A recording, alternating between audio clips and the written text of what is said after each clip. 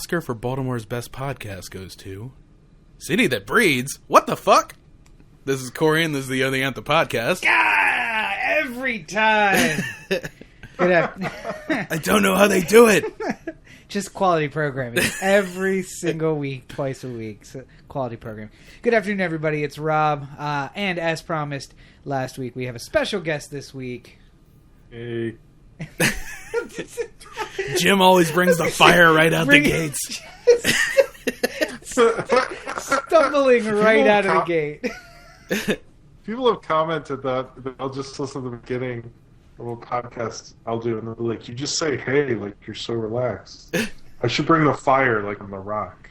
Yeah, exactly. Like, you smell what I'm cooking? It's because I burnt it.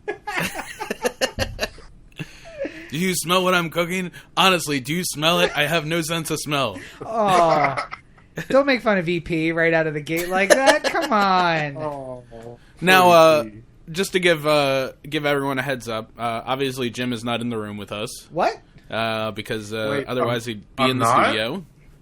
Well, he's in the digital room. We're in the Skype room together. So, if anybody says something like, "Hey, it seems like there's a little electronic feedback, whatever going on," it's because of that.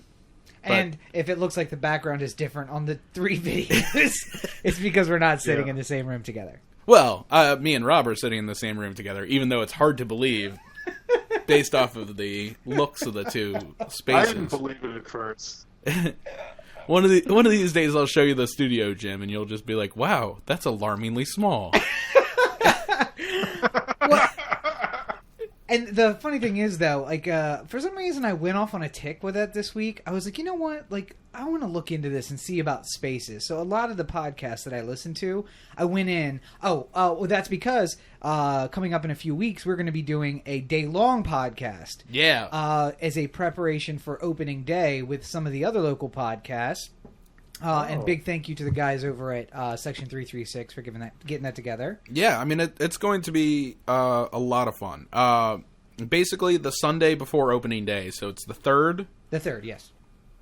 All the local podcasts and bloggers who do anything revolving Baltimore sports will be getting together and doing like a podcast-a-thon, basically. We're giving money to, God damn it, I can't remember the name of the charity right now, but I know it's for homeless, Baltimore's homeless population. Which I will be one soon. So. Yeah, I mean, it's just going to be a great opportunity to get ready for the season, to hear a whole lot of great takes on what's going on with the O's. Right.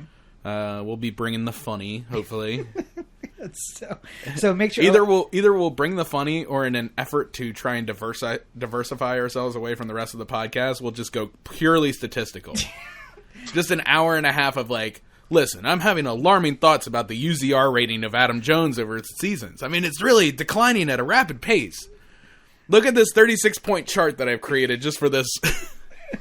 But so we'll have more details as we get closer to that. Make sure you are following at the Anthem on Twitter and Facebook and Instagram, and make sure you go to otheanthem.com for more information.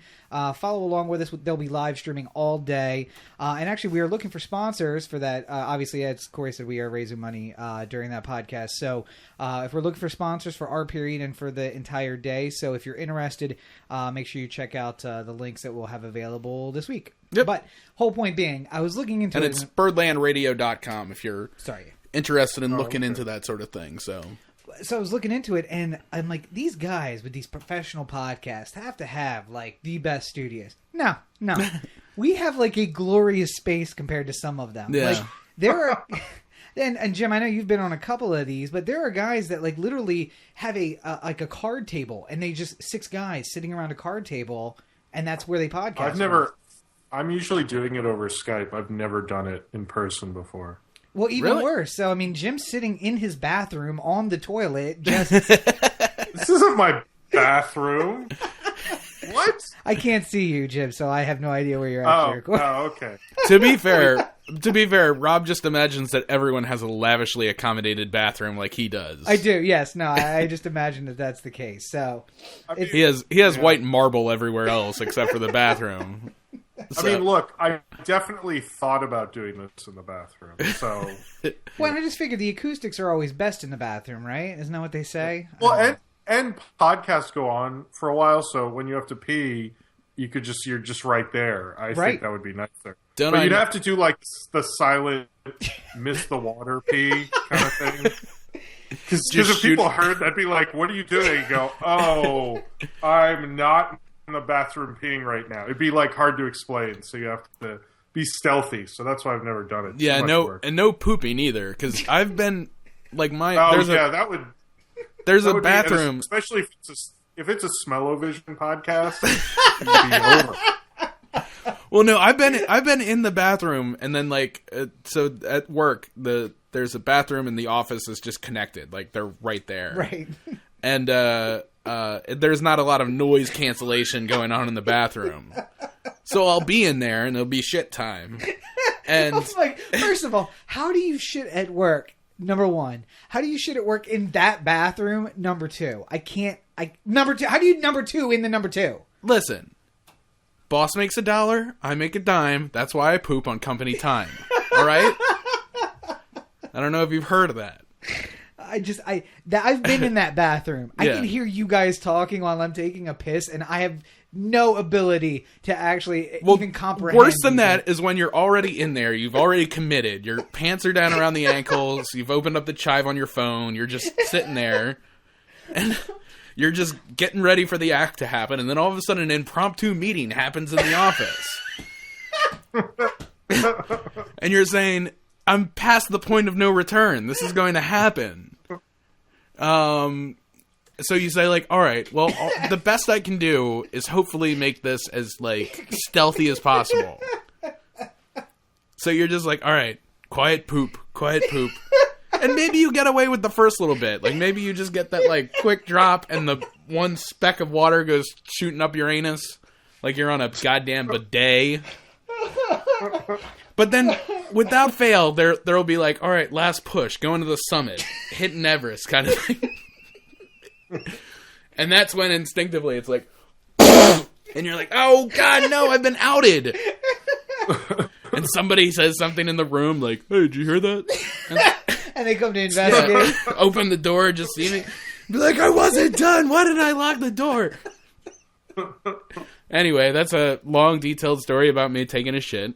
And I'm going to just make this part of our Mobby nomination for next year. I hope this is the clip they use. Yeah, like how in Spotlight, Ruffalo had that one clip where he was just like, you know, like, we got to do it now. We got it. And like, and he gets really like animated. I'm just like, oh, that's just an Oscar clip. Right. Like this whole shit diatribe is just They don't use that. Sorry. No, I was just saying this whole shit diatribe is just an excuse to try and win an award for this podcast. Oh, dear God. Well, I don't even know. Now I don't even remember how we got off on that. Yeah, I don't know either. Tangent. Oh, you said Jim was recording in the bathroom. Recording in the bathroom. Because the acoustics are good in the bathroom. Yeah. And many a high school and college album were made sitting in the bathroom, where I was like sitting in the tub holding a mic. Yeah. And somebody sitting on the toilet. Well, not only that, but your singing sounds better in the shower, so clearly. Well, that's true. My singing sounds horrible everywhere, which just tells you something. Actually, funny you bring up bathrooms, because when we made that short film, the interview parts, you guys were both on my toilet. Oh, yes! Oh, we were. That's bringing it back.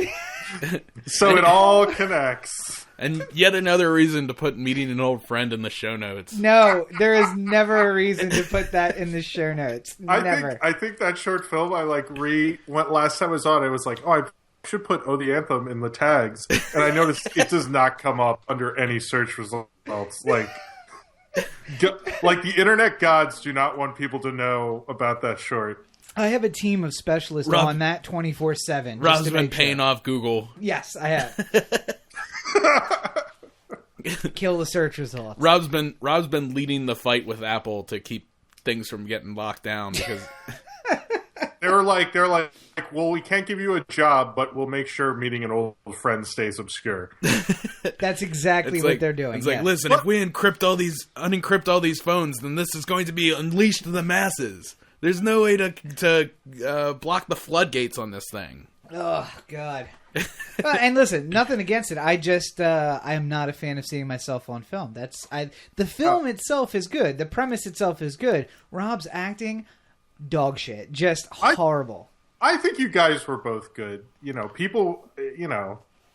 I enjoyed that movie. I was embarrassed of it, and then it took like 5 years, and I showed it to someone, and they were like, "Hey, this isn't so bad." And now I've come to terms with it. But I had a rough time with that movie. I think everyone has that initial, like, after they've made something and they look at it, they're just like, "Oh shit, no, this is terrible." Well, I have a whole story about it. I don't know if you want me to get into it, but like I was like, my teacher was like, "This is a step down." My parents hated it. It was like a huge. Wait, what? It was like a huge thing. Like, people were like really against it, and I was like, soul crushed. Okay. So that's kind of, yeah. But then I watched it again later, and I was like, oh, those guys are just dicks. Whatever. Yeah, so wait, so you're saying that a short film featuring the term Yeasty Feast was somehow a step down? That's what my teacher said at the time. Yeah. But then it played really well with the students. So I should have listened to the students. Right, but, yeah. Like, it was like kind of the I don't know. It just made that film less fun to watch for me because it was like, because when you get ripped apart like that when you're young, it's like it used to bug me more. Now I'm like, someone will leave a comment and be like, "Why is this review so gay?" And I'm like, eh. That's when you respond, "Why are you so gay?" And the flame war begins. Why are you so gay? At Lance Bass.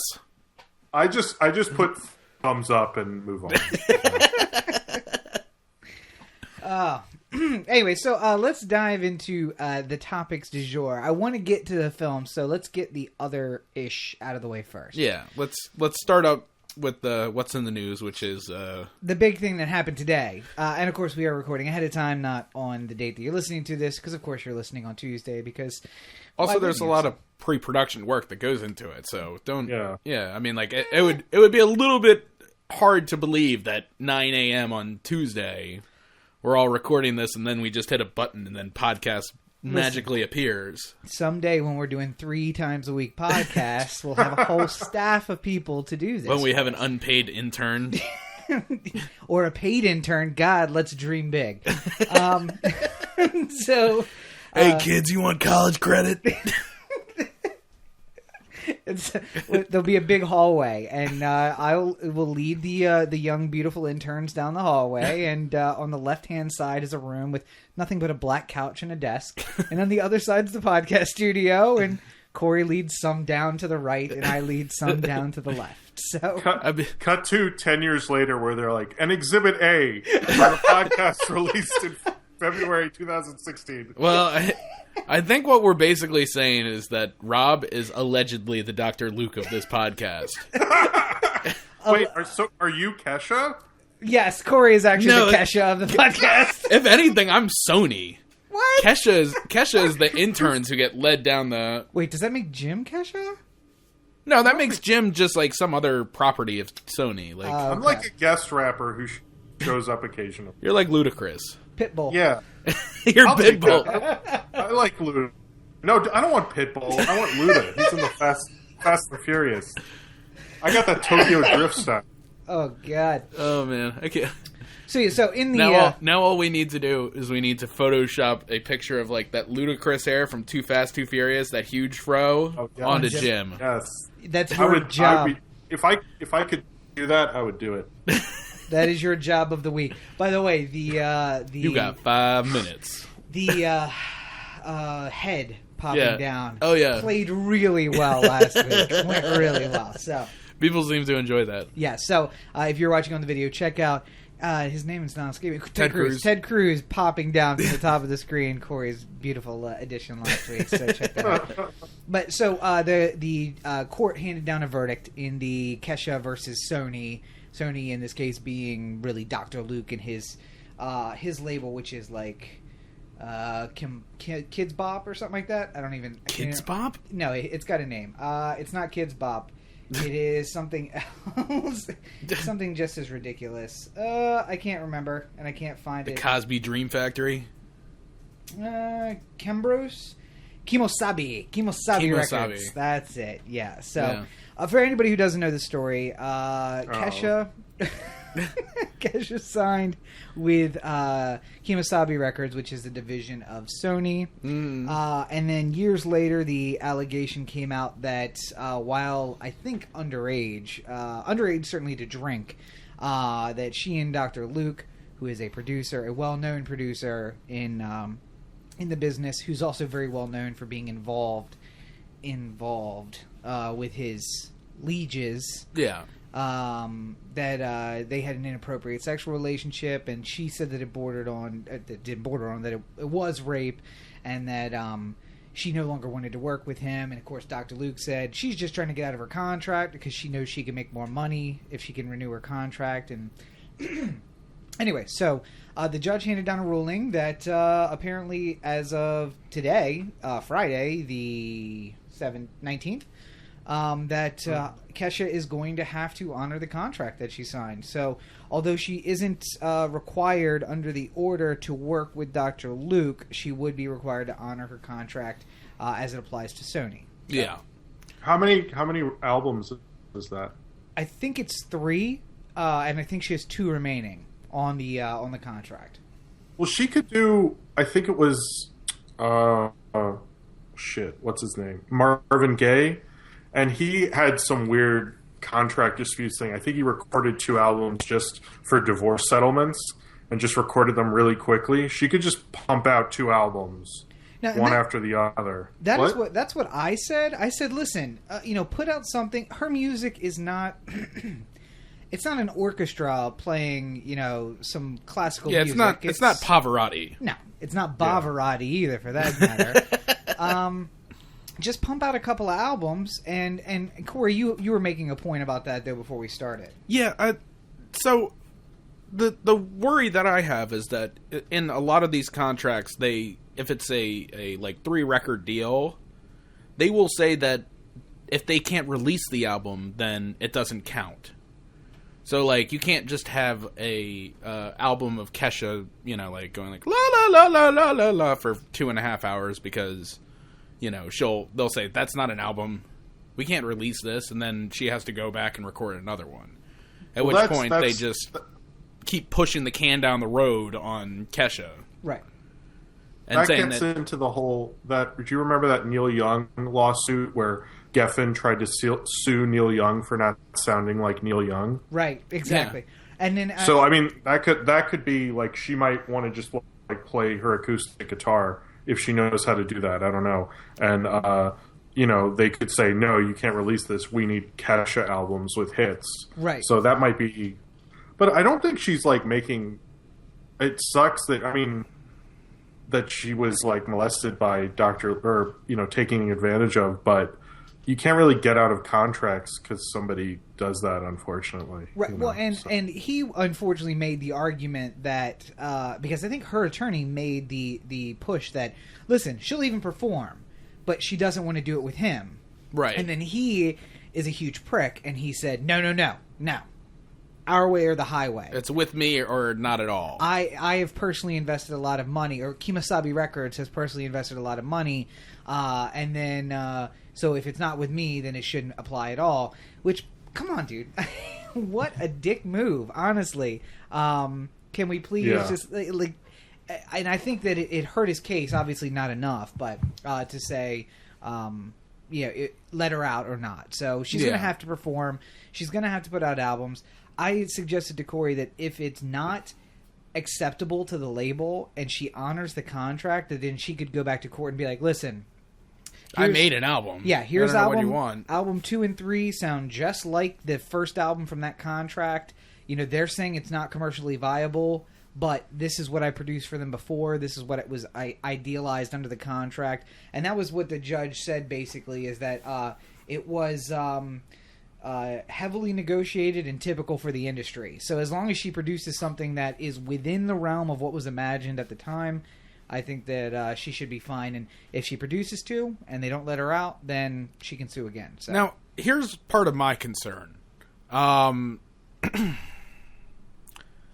This is, we're for the sake of the argument here, let's just assume that what she is alleging happened.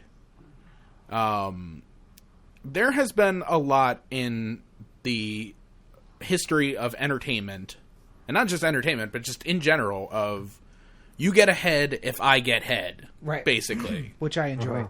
Like, hey, do you want to, like an agent going like, well, I'll represent you maybe if you sleep with me, that sort of thing, or right. Like you want this record made, you're gonna have to suck dick, or whatever the case may be. There's a long history. What's that? What many call the Cosby of it all. Oh, too soon. Too soon. Bill Cosby innocent. Kanye West. And for those of you who aren't watching, who are listening, Corey was doing a quotation there. Yeah. Those are not the thoughts of Corey. That's the thoughts of Kanye West. Yeah. Apparently. He didn't set up that tweet very well, so I don't know if it was like a...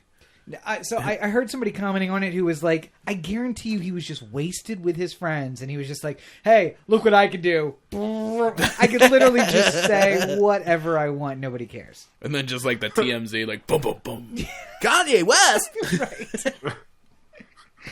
53 million in debt. Yeah, 53 million, yeah. God damn it. There's no way he's 50... He's probably just trying to get people to subscribe to that stupid ass title service. Well, did you read what the $53 million in debt really is? No, it's not his personal finances; it's business. I was like, Kanye, you just did that to make a big scene. Like, come on, my Yeezy Fabergé egg business is going out of business.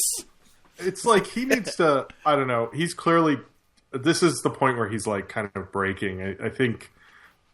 We're going to see something come out of this. Hopefully he's not going to do a Dave Chappelle, but we'll see. Well, at least if we could get Donald Trump to do that as well, it would make me a lot happier.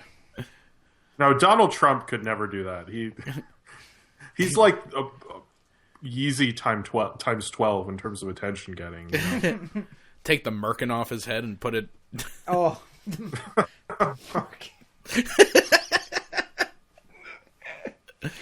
Oh God! Did you see the video of Johnny Depp taking off the Donald Trump makeup? No.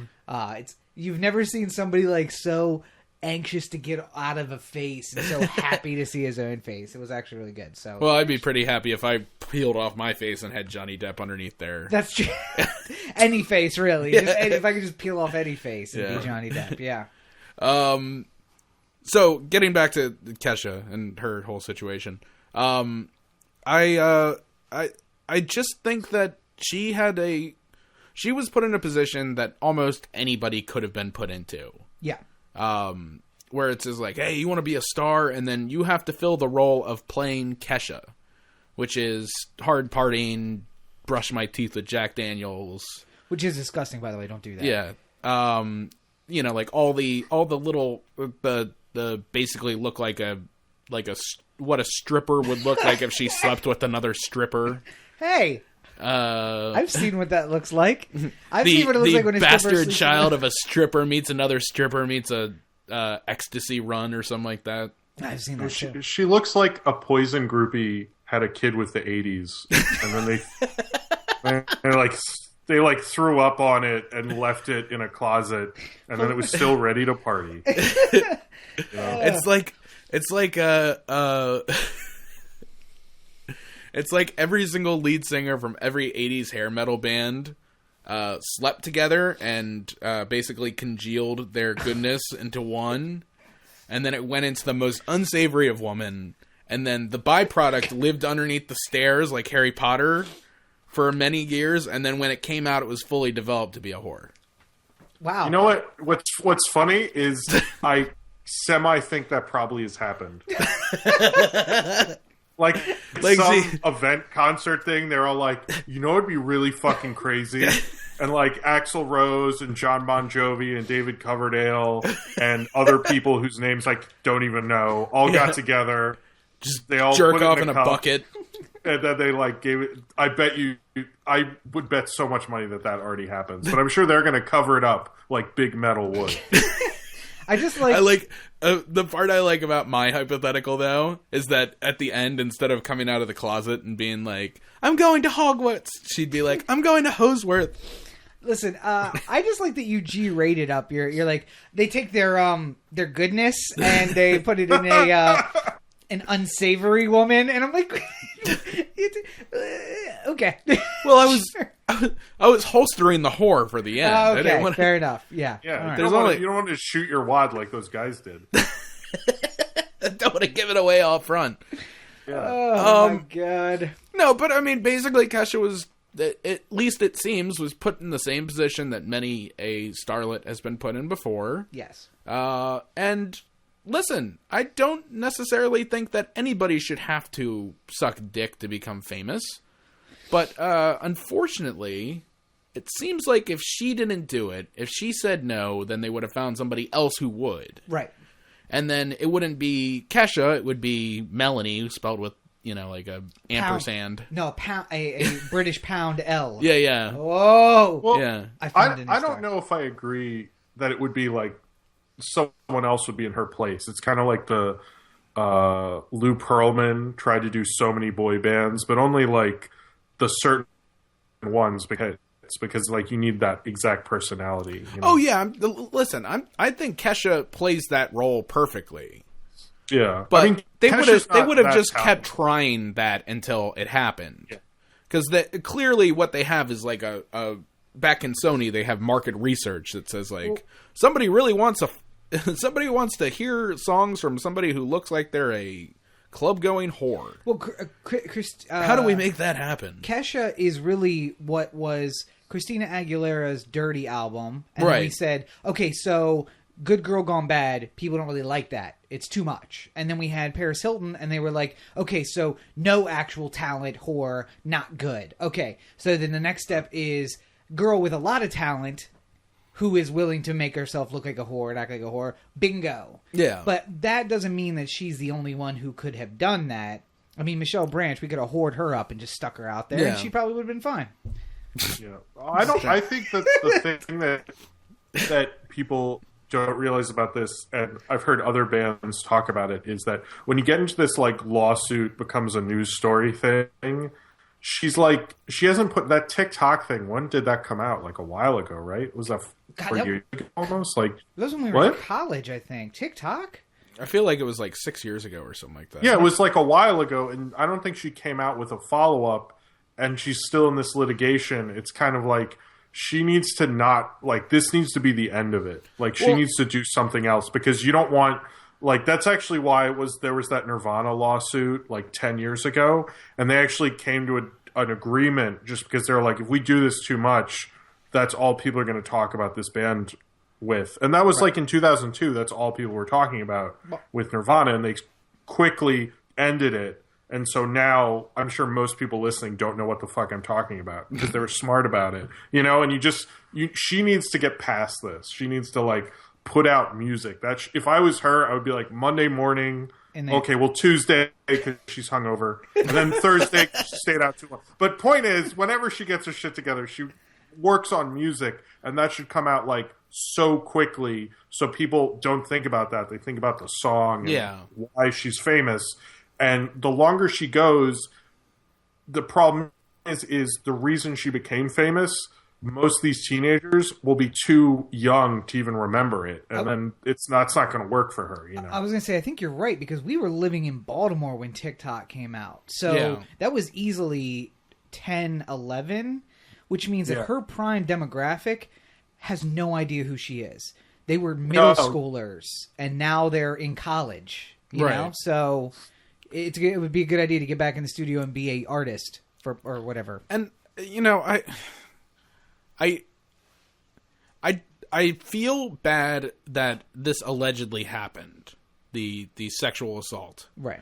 But I mean, at a point, I can't, like, if you're willing to put up with it even a little bit, you know, like, because apparently, what were you saying about, like, she kept saying, like, you know, like, she was saying yes for the sake of her career kind of thing? Well, and that was kind of unclear because, you know, it depends on what point in the litigation we're talking about, and at certain point, there were stories that said that she had acknowledged that it happened, but it was, like, one of those things, and at some point, I think that the story that's been settled on now is that drugs and alcohol were involved, and that she voluntarily took the drugs and alcohol, but that maybe she didn't want to have sex with him, but that at other points maybe she did have sex with him, and it was just like, well, now that I've already had sex with him under the influence, that it's, you know, I've already, you know, so it's kind of unclear. But the problem is with a lot of these things is there's a culture that this happens, right? So nobody's like saying boo. Like, you walk into Dr. Luke's place and a 19-year-old Kesha's in his bed, and you're like, well, that's what Dr. Luke does. Yeah. So it is what it is. And she never said anything about it until she wanted to get out of a contract with Sony. So, not saying that it didn't happen. This is like the Caitlyn Jenner thing, where it's like, you don't want to say that it isn't what it appears to be. But when you don't say anything about it for 10 years, and then you have a contract dispute, and then all of a sudden this thing comes out, you're like, oh, okay. I want to give you the benefit of the doubt. You know, the easiest way to, A, not have a career and then get out of having to sleep with Dr. Luke is just to say no the first time. Right.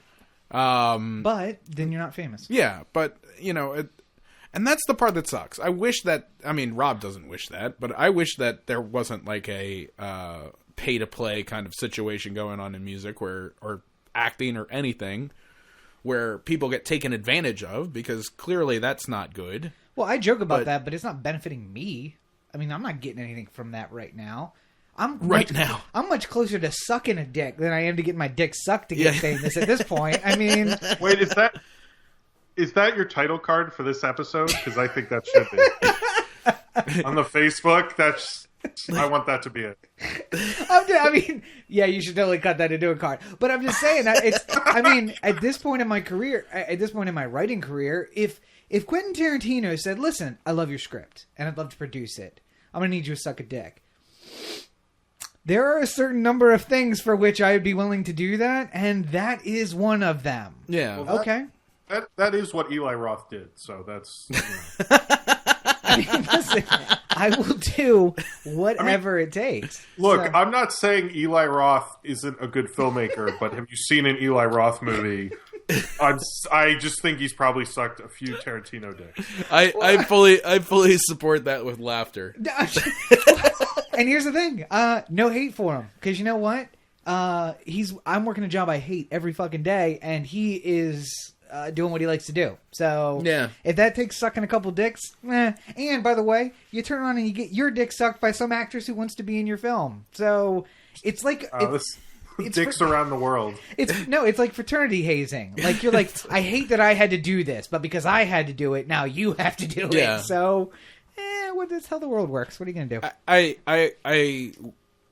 the sad fact, though, at the end of the day, is that while we wish that people didn't get sexually assaulted or molested or whatever, the problem is that there's always going to be somebody who asks for it, and there's always going to be somebody who's willing to do it, which basically you have to cut out one of those two before this ever stops. Right. And I don't think there's ever going to be a time where somebody stops asking for it, unless some sort of campaign comes out where it's like hidden cameras all the time, and it's just like... Super Agent Jeremy Jones just said if I don't suck his dick, then I can't be a movie star. I'm coming up with an idea for a reality show right now. Just hidden necklace camera on a beautiful actress who gets meetings in Hollywood. The show is called I Never Actually Want to Work in Hollywood. That's what it's called. But it's like the guy who's like, hey man, I had sex with like 10 times as many girls as you have. Yeah, well, 0 times 10 is still 0. It's like, yeah, he sank the ship. It'd be great. Just hit up everybody at one studio. Yeah. So just send your beautiful your beautiful show? Decoy into Warner Brothers and have her hit up like the entire executive board and then just go over to NBC and just be like, hey, so I got this idea for a show that all the Warner Brothers executives get shut down when they try and ask some beautiful girl to suck their dick. I have 22 episodes ready to go if you want to talk about...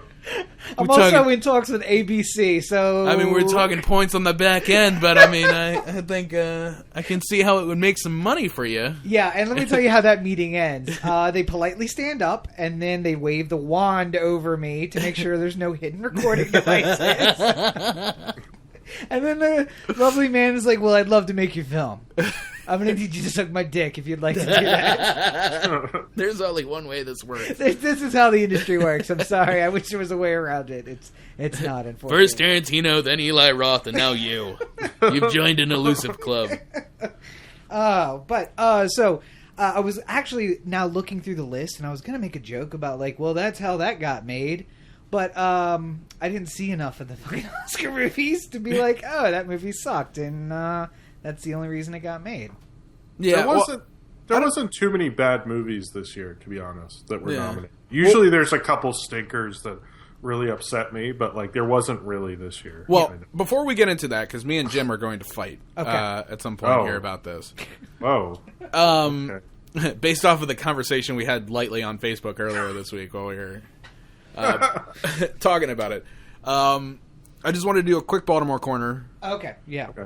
There's horrible, traumatic news in the Baltimore corner this week. Oh, that's right. Yeah. So there was another triple homicide. Wait, real quick, because I know Jim wants to. Jim. Yeah. What happens on the Baltimore corner?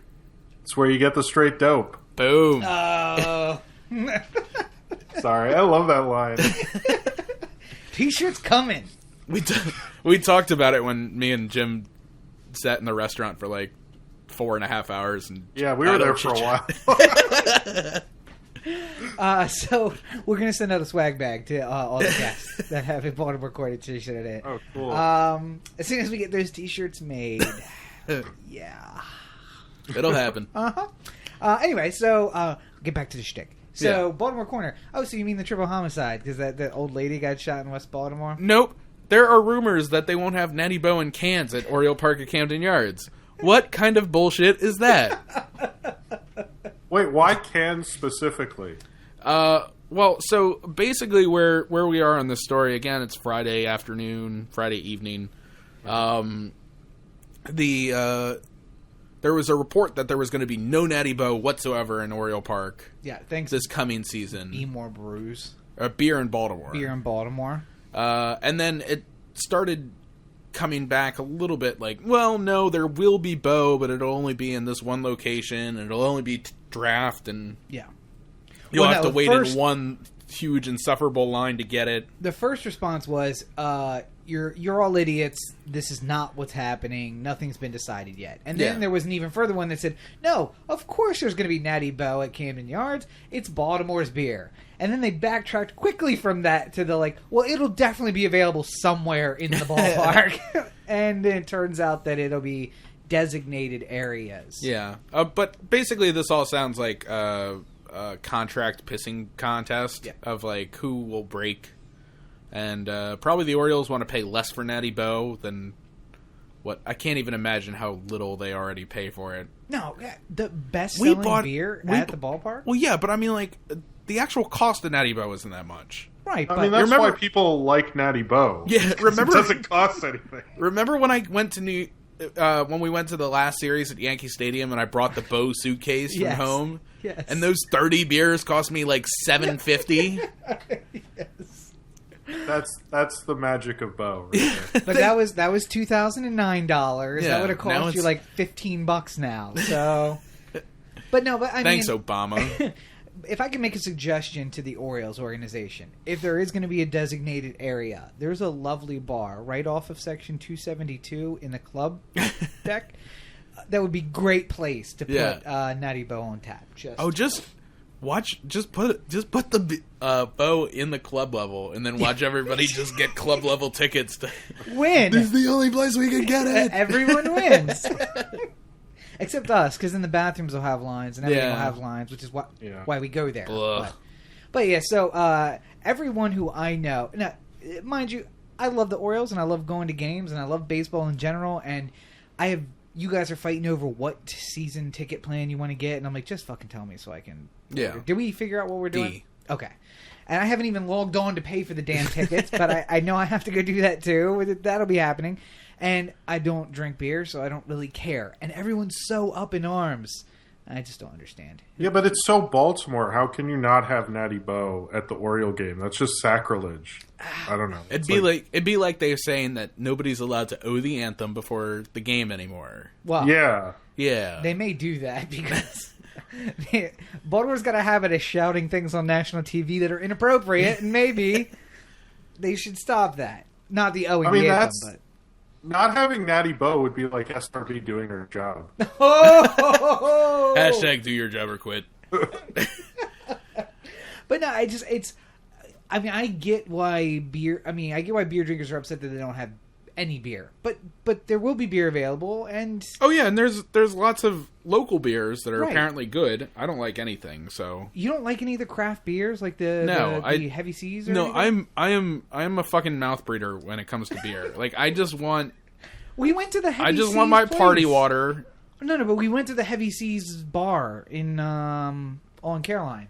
Yeah, and you were drinking Heavy Seas. Yeah, and I didn't like it very much.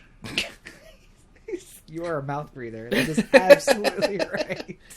See, for me, Natty Bo's like, when I go to Baltimore, that's all I drink because I can't get it in New York. So to me, it's like exotic at this point, which is makes everyone in Baltimore thinks is the strangest thing because it's like the cheap beer you buy. But to me, it's like, oh, Natty Bo, I better drink this all Thanksgiving. Oh, so it's like PBR. It makes you feel like a hipster because you're like, oh, well, I think it's better than PBR. I think it's like the better. Frankly, I tried Schlitz for the first time when I was in LA, and I was just like, "Wow, this is terrible. Why does anybody drink this?"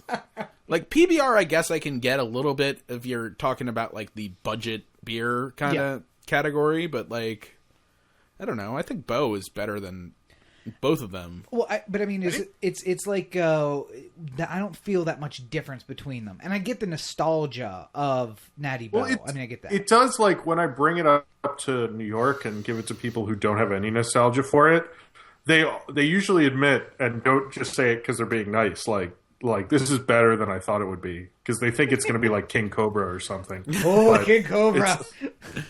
Or like what? There's a bunch of those like big tall beers that like are only good if they're really cold. No, they're never good. Cold does not matter. They're horrible. Listen, you're speaking to Rob, who drank like 19 Mad Dog 2020s like every week for a while there. Oh yeah. What was that beer? It's like Eyes, and they used to have commercials by like rappers, and like Ice Cubes was like, get you drunk quicker, makes your Jimmy thicker. I remember that. Oh my god! I don't know, but I need to find that commercial. I'll send it to you guys after this is over because there was this one cheap like bodega beer that had like tons of endorsements by like big rappers in the early 90s, and I was like, man, how come this did not continue? How come I don't know, somebody who's probably because they got sued by loose women. Well, I was super. The loose women union just. No, the Pimps and Hoes convention was upset about it. I think they probably realized, like, wait, this is a beer we don't need to advertise. Yeah, well, there you go. Yeah.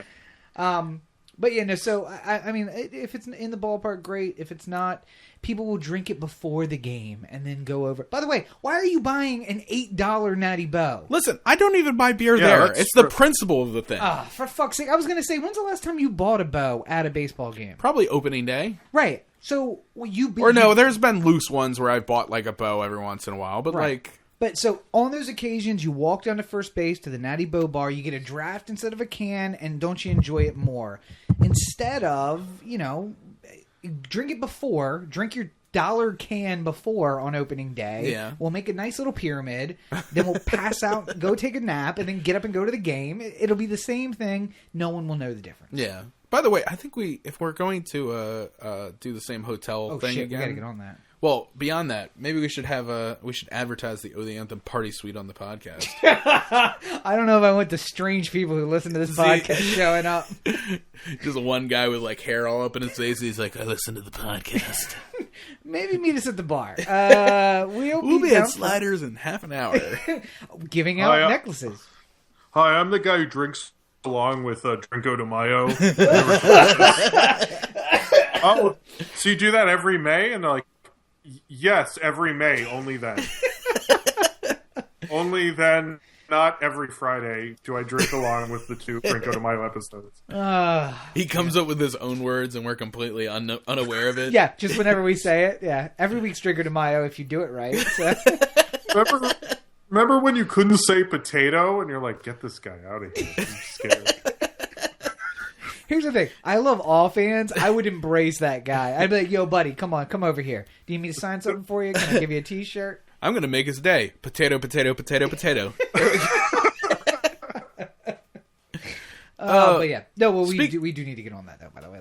We should do that. Speaking of party suites, I imagine we're going to have a pretty sweet party suite when we go to the Oscars one of these days. Okay. The the Anthem. The Anthem suite? Yeah, the Anthem white party after the Oscars. Listen, Jim, you can come. We need somebody to work the door. Wait, the white party at the Oscars. This just I don't want to. I was about to make that statement. I was setting somebody up. I was waiting. Aren't the Oscars white enough? I was really? lobbing the ball to somebody who wanted to. Yeah. I'm going to be having a black party. Thank you. A black party. No black people invited. Only nominees. I'm sorry, Denzel. It's nominees only. The thoughts of Corey Baker are his and his alone. Please send all comments to Corey at OTheAnthem.com. But no, so the Oscars are coming up, and as promised, we are doing a little review. Obviously, you two guys have seen far more of these movies than I have, because last time I went to a theater, other than Deadpool, was Star Wars. I saw Star Wars. Mm-hmm. And that wasn't too long ago. No, that was December, but I only went to that because I was taken... That was somebody's birthday gift, was to go to Star Wars with them so they didn't have to go by themselves. And before that, it was probably... Because they won't let cats in the theater. Actually, yeah. But before that, it was probably May. So, I mean, like, I don't go to the movies. No, you went to the Back to the Future thing. Oh, that's true, but I don't really count that because that's nostalgic. That was sitting. That's not seeing a new movie in theaters. Yeah, that was me flashing back to where I would have been in 1985 if I had the ability to do so. But other than that, I mean, before that, it was probably May of last year. So I don't go very often. Well, you saw The Revenant too. I did see The Revenant, but I saw that. No, but here's argument is falling apart. Well, no, because here's the thing. I saw The Revenant because my plan was to see all the Oscar movies before this episode. That did not happen. So last night I watched 3 of them back to back so I could have something to say. Wait, which 3? I saw The Martian, I saw Bridge of Spies, and Mad Max Fury Road last night. Mad Max is a good end one because it wakes up. You're breaking up a little bit breaking there, up Jim. a bit. Oh, I said Mad Max is a good one at the end because it wakes you up. Still breaking up. I actually fell asleep during Mad Max last night because Rachel hadn't seen it. Yeah. So it was on HBO Go, so I put it on, and I fell asleep almost immediately. Despite all the... I waited. I rewatched it when I did my top 10, and I put it on at like 2 o'clock in the morning, and I was like, holy shit, I'm awake right now.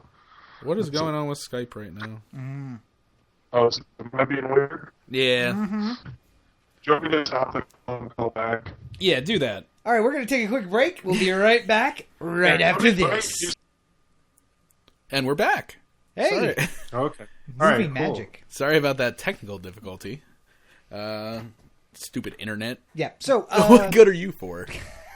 So I think where we were set was I've seen The Revenant, which I saw in the theaters. Right. Then last night I watched The Martian, Bridge of Spies, and Mad Max. Unimpressed, generally speaking. Yeah. So I still haven't seen The Martian. And... Of all of the ones, you haven't seen The Martian. Yeah. Yeah, that's one of the more popular ones. Yeah. Well, I mean, like when it came out originally, I didn't really think I was going to like it. So... Because of Matt Damon? I mean, what is it about it that you didn't think you Space. would like? Oh, yeah. You're really going to hate that, by the way. Really going to dislike that particular portion. I don't like space, so I didn't really see an overwhelming desire. Oh, to yeah, go this see is the whole Star Wars thing all over again, isn't Yeah. it? Well, no, he's not big on NASA, and the way that they talk about spending money, you're just going to upset you. No, I've heard the NASA stuff. I know. I'm sure I'm going to be very upset by what comes of this. I think the thing with The Martian isn't so much about the getting stuck on Mars stuff. It's that if you just read the byline of the plot, you think it's like Captain Phillips or Gravity, and it's like actually really fun. Yes, no, Which I thought that's like one of the things about filmmaking, and it's like the famous Ebert quote: "A movie's not what it is about; it's how it is about it." And I think The Martian, like that script is like that's, I saw that and with an audience and everyone was like laughing and cheering. It's like a real audience movie, but like I did not expect that. And I think that's like that they made The Martian the way they did was for me why I liked it so much. And it's like kind of shows the turn in audiences don't want to be depressed. We're moving away from post 9/11. Yeah. That's why like you have Deadpool and Kingsman and The Martian. You have fun, more fun, audience-friendly movies, you know. but not a comedy. I mean, it won the Golden Globe for comedy, and I laughed, but not a comedy. This is the big year of one controversy that's gone away, mostly because there's bigger controversies. But one of the controversies that's come up a lot this year is category fraud, particularly with The Martian being putting comedy and musical, and the same thing with Alicia Vikander and Rooney Mara having more of lead performances, and they're nominated for supporting. Yeah. And that this year, the term, I had never heard the term category fraud until this Oscar year. It's become it was a bigger talking point, and then the Oscars So White basically took that away. But, Right. it is still something that, like, I think, like, I didn't see Danish Girl because I thought it was kind of offensive, the whole idea of it. But I did see Carol, and to me, that's as much of a lead as Cate Blanchett's role. So... It's always tough when you have, like, two people who are basically, like, a lead. It's like a co-lead Right. kind of thing, and you have to find somebody to be the supporting and the lead, per se. So Right. I guess something like that, they go with, like, billing, basically. Yeah, Is that what they defer to? They defer to who's billed high over each other? It's usually who has the better agent, but Rooney Mara is actually a big more of a lead than Cate Blanchett. So I think that's why it was in that case. It's all from Rooney Mara's perspective, except for a few scenes. So, and I believe she even has more screen time than Cate Blanchett does, but she got a supporting. And I think that was too extreme for some people, you know? It's one thing to have, like, an almost lead get a supporting, but when you have someone have more time than the person getting nominated for lead, it gets a little... Well, didn't Anthony Hopkins win Best Actor for Silence of the Lambs? Yeah. And he was only in that thing for, like, 17 minutes. Well, and that's the problem. If you put it end to end. So, I mean, like, I don't Cate know. Blanchett. You put her up against Cate Blanchett. Well, no, I think the difference is that you're picking someone over the other person, and that person has less than that. That's more of the issue. But there are, like, the Oscars... The thing is about this Oscars So White and most of the controversies, these are things that you brought up Anthony Hopkins from however many years ago. These are all things that have been going on for a long time. It just... I think people on the internet are starting to figure these things out and go like, holy fuck, this is not good at all. This is really bad, you know? Well, one of the things I'd like the internet to figure out, and now this is where me and Jim tussle, of the Best Picture nominees. Now, granted, I haven't seen Room yet, and I haven't seen The Martian, but I mean, like, such good things about The Room. Just generally speaking, well, let's be clear. There's a difference between Room and The Room. Room. Because yeah, they clearly took the out of there for a reason. Because if it was The Room, I'd give it an Oscar right now. Right. For Best Comedy. Yes. But the wait, you're giving an Oscar for Best Comedy? Is there a new category I wasn't aware of? Yeah, you just make up a category there. Just to give it to it. The one that I wish people would start focusing on is the Academy giving awards to movies just because it's got X. Okay. So we had talked when they initially did the nominations. Yeah. Of course, Eddie Redmayne is going to be nominated for an Oscar. He's playing a transgender woman. Right. The Danish Oscars girl. can't help themselves. Cannot help themselves. Of course, Bridge of Spies was nominated for Best Picture because it's Steven Spielberg and Tom Hanks, and the Oscars can't help themselves. Right. I watched Bridge of Spies earlier this week. Yeah. Thoroughly unimpressed. No, I would agree. Not a big fan of the movie. And of the movies that sort of got a lot of Oscar so white talk involved with it, like Creed and Straight Outta Compton, I both thought were way more entertaining than Bridge of Spies. Well, let me ask you this, Jim, because I'll agree with you. What? Oh, sorry. I just wanted, because Corey and I were talking about this before we started, but I don't mind a movie that I know the ending. Titanic, we knew what was going to happen. The boat's going to sink. Bridge of Spies, I didn't know the fundamental story, but as soon as we saw Gary Powers, I'm like, okay, I know how this ends. You got to have good storytelling in the middle. Then you need to have me in the story, and I just did not care throughout that movie. Yeah. Well, I was walking away from it. Right. Because it was like a 2.5 hour long movie, and I kept going I don't need to sit here and watch this part. I know what's going to happen. Right. I was writing throughout and just kind of paying half attention to it. So, I mean, it never enthralled me. I mean, I do actually like Bridge of Spies, but I don't really like Spielberg's. I want to try to be basically an classic Hollywood director at the end of his career type of thing, which he did with War Horse and Lincoln and probably something I'm forgetting. But Bridge of Spies to me was that done a lot better because I like Tom Hanks's performance to remind me of older Jimmy Stewart. Kind of that kind of confidence, at least in terms of his performing. And it was actually one of the few biopics where I learned about someone and I actually looked them up and was really intrigued about them. Usually when I see a biopic, I'm like, fuck this person. I don't even care. I know everything and I hate this stupid movie. And I get it wasn't the coolest. Most people look at it as a lesser Spielberg, and I probably overlike it. But I do agree that I think Creed was more entertaining. My only gripe, I guess, with Straight Outta Compton is when NWA's together, that movie's incredible. It's the first half of that movie is so good. And then when they start getting into the lawsuits and the solo careers, it really becomes a standard biopic. It even does stuff that isn't like the actual characters, like that Nothing But a G Thing scene. Yeah. Is just so crazy and accurate. If you work with Dr. Dre, basically the reason Snoop Dogg's so chill is because you do 130 takes. You don't just come up and go hey, I've got an idea. Dr. Dre would be okay, and again, and break you down. Yeah. Most people end up crying. They just didn't really. I don't mind the D Barnes thing not being in there. That doesn't bug me. It wouldn't have worked. But it's just what? No, because I love Dr. Dre, and you're absolutely right that he takes 10 years to put out an album because he does 137 takes of every bit of the song. But the D Barnes thing, everybody made fun of, and they didn't bring it up at all. To me, I would have ended that movie. When the group started to break up, and they're after the second album, which I always call and is pronounced "Eiffel for Zagen," is I think I would have ended it there, but I still think it was really good, and I thought it would get a Best Picture. I'm just surprised that if you're going to nominate anything from that movie, screenplay would not have been my first choice. Yeah, I wouldn't.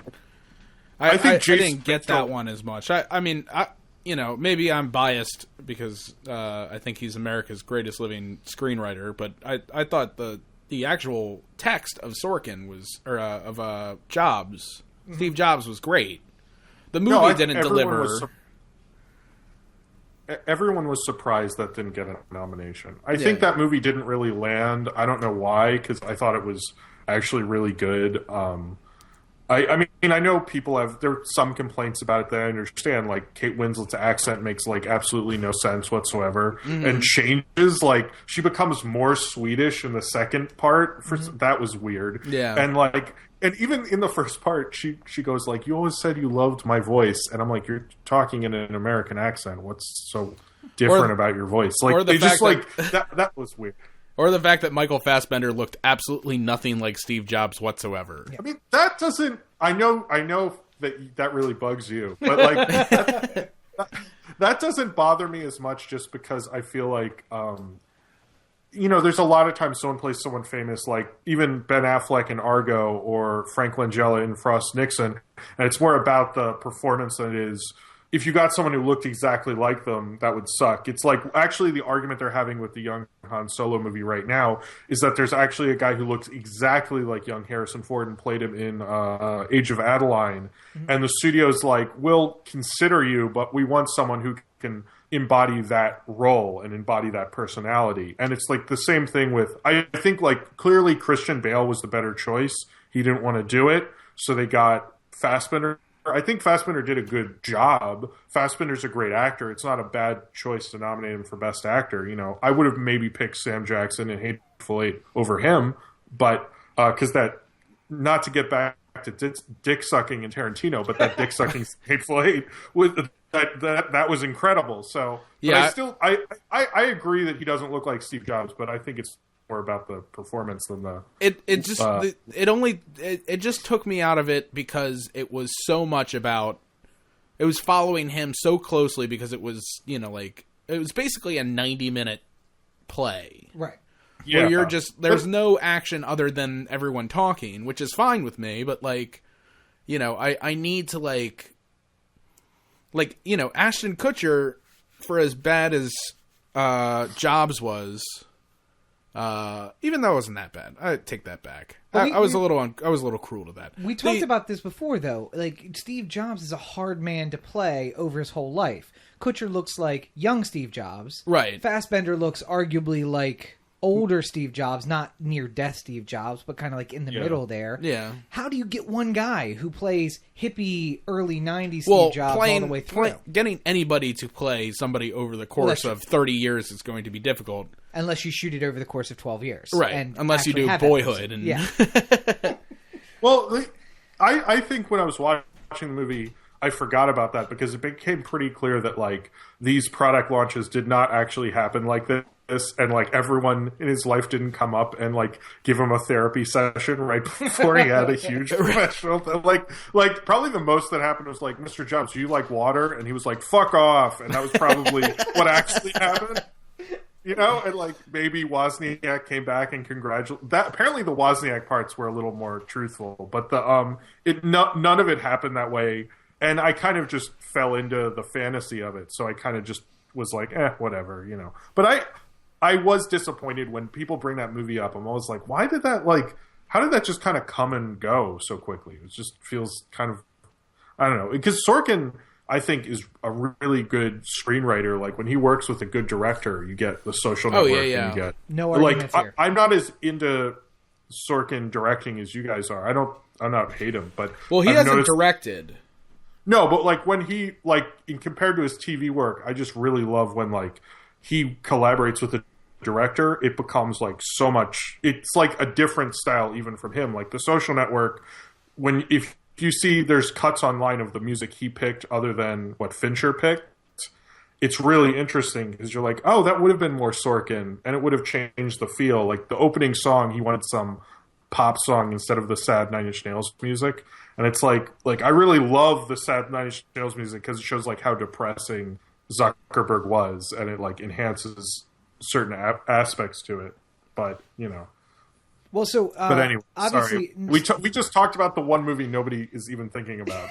So the one that's not nominated for anything, really. Well, and I was going to say, so going to Best Picture, obviously I didn't see a lot of them, but Jim, I'm guessing you've seen most of them. I've seen all of them. Good. So what's seen all of them. And I've reviewed all of them. Good. Well, so what's your pick for Best Picture in 2016? Like, winning, or what I think's the best one? Well, how about both? I guess. Winning is complicated, because this is the one real up in the air year where, like, basically every year there's all these other award shows that kind of indicate what's going to win. So you have the PGA, you have SAG, you have the BAFTAs and Golden Globes, and basically PGA went to The Big Short, SAG went for Spotlight, the BAFTAs and Golden Globes went for The Revenant.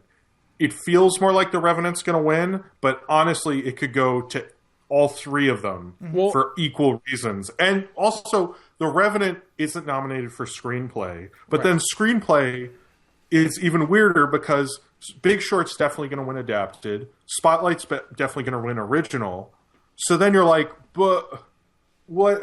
I don't even know what what could win at this point. It's so confusing, but it's definitely going to be between those three. Like I would say probably The Revenant at this point. That's the way it's looking. Personally, I know you guys aren't as into it, but I think, Mad Max was my pick for the best movie of last year. So obviously I'm going to pick Mad Max. Partially because I think in 20, 30 years, when you look at this list, that's the film that's probably going to hold up the best. And it's also the only film I can think of that list that when I think of people who are big cinephiles who only watch silent film and classic film, the only film they're thinking about from this year was Fury Road. It's probably the only one that's visually compelling and is well made. And it's also it's already turned the tide to more practical effects. Star Wars The Force Awakens did that because of Mad Max.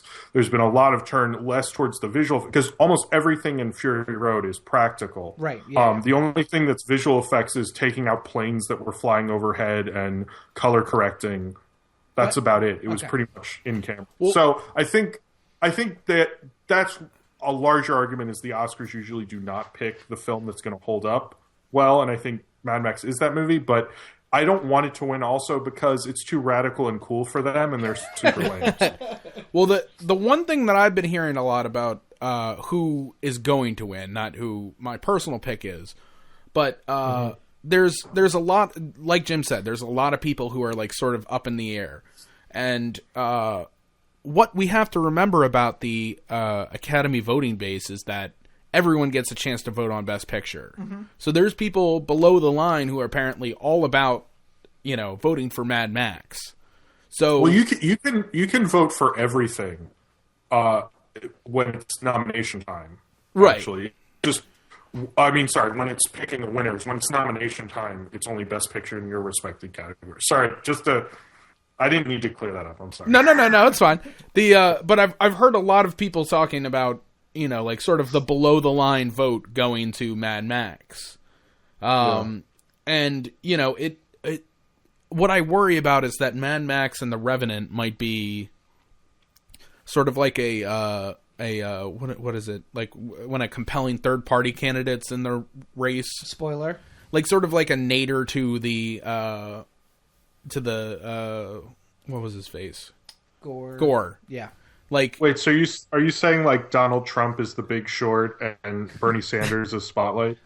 I wasn't saying that exactly, but essentially, yes. I think that Spotlight and The Big Short, despite being my two favorite movies of the ones that I've seen so far, I think are sort of ones that can stand alone on their own as like sort of individual films, whereas The Revenant and Mad Max Fury Road are kind of similar in a way that they might attract a certain type of vote that might cancel each other out.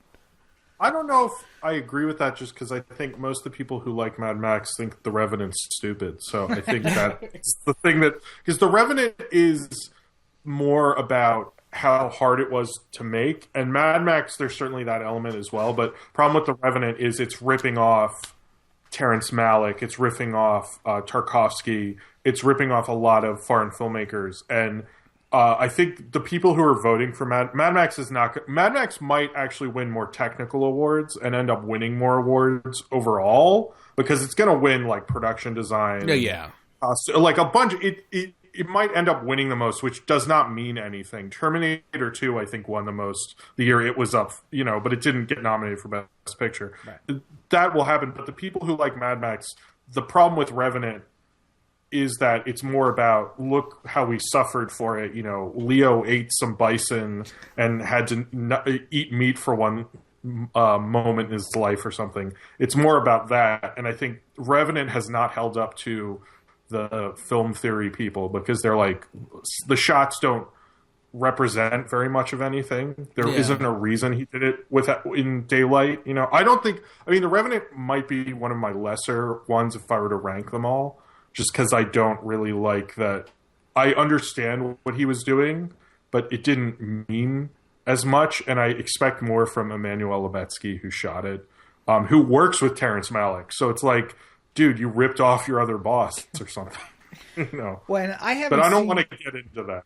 I haven't seen enough of them to know anything, and I haven't paid attention enough to know anything about who may win.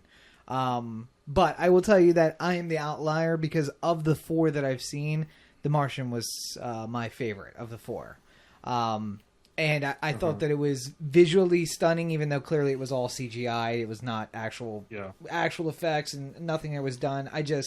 I enjoyed the story, which I thought was lacking in a couple of other ones. But I think if I have to give it to one, like if you're asking for my personal vote on who wins Best Picture, I think today I'd give it to The Big Short, as I just thought it had so many different parts to it that like Catholic guilt's not on your shoulders? But Catholic guilt, like every time I watch Spotlight, I just feel so guilty. I want to apologize to people.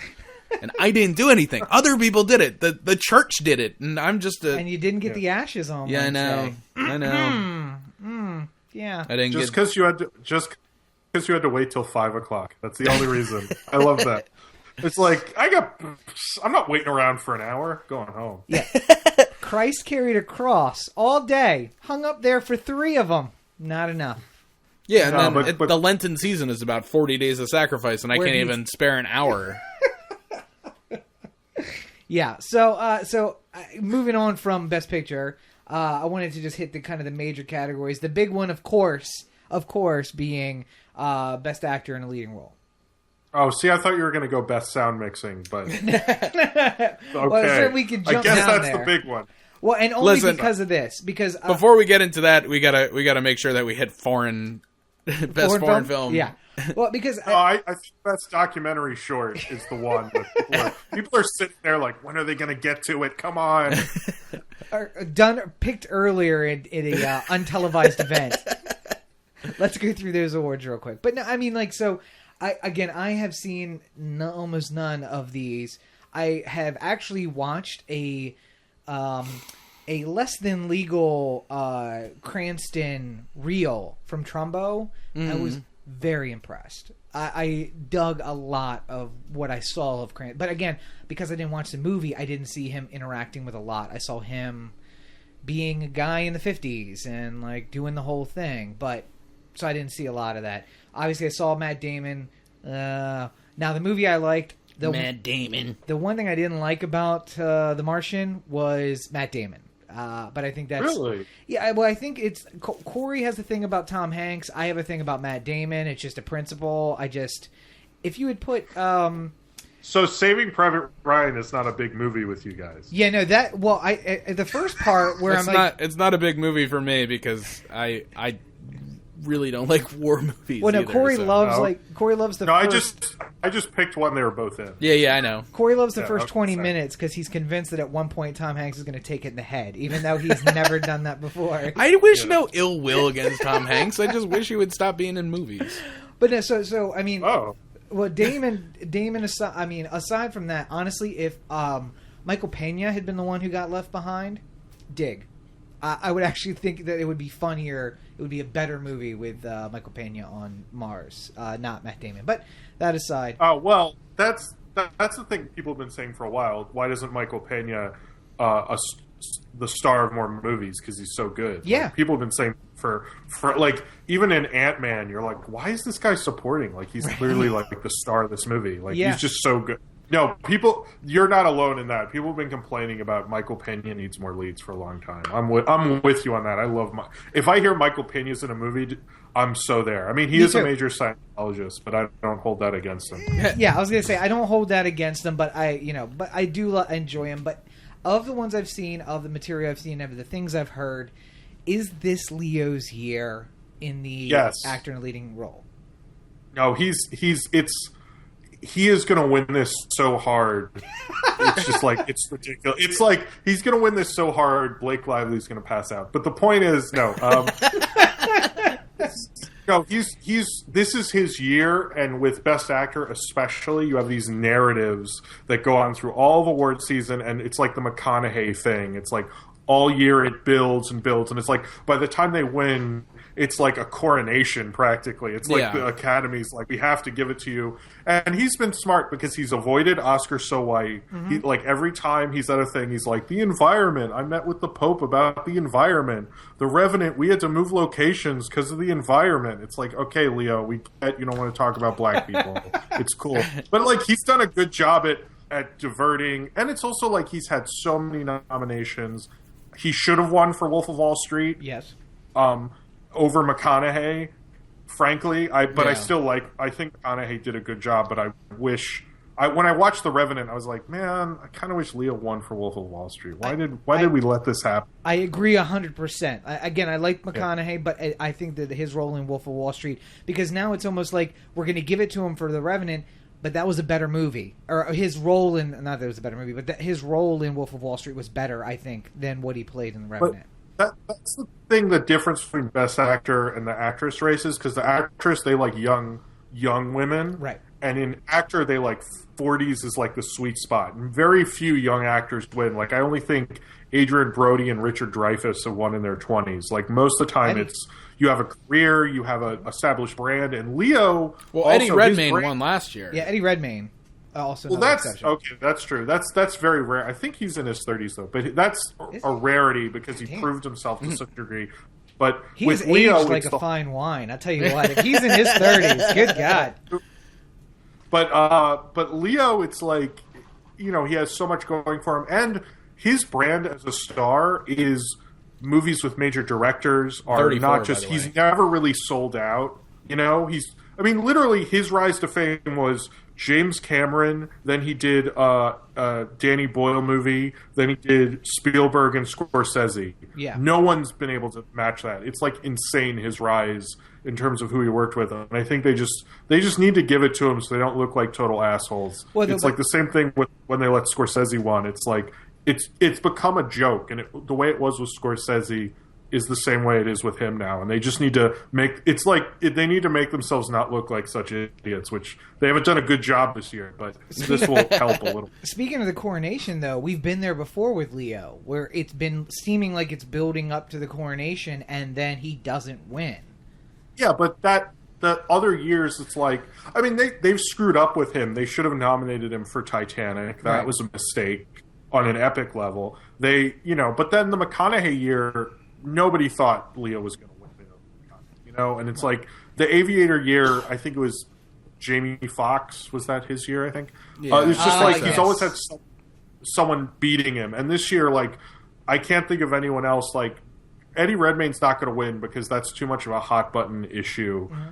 That he, in the year of trans rights and Tangerine and all these things, for stupid Eddie Redmayne to put on a dress and get an Oscar nomination is ridiculously offensive enough. So giving it to him is something they don't need at this point. Not only that, but there is a feeling by among a lot of people who put some sort of austerity in back-to-back winner. Right, yeah. So if he were to win back-to-back, it would need to be such a knockout performance on the second half that it would almost be... How could you vote for anybody but kind of the thing. Last time that happened was Tom Hanks in Philadelphia and Forrest Gump. Not to bring up Tom Hanks, sorry. And then I think Spencer Tracy did it. So those are two Hollywood legends. And Eddie Redmayne just like...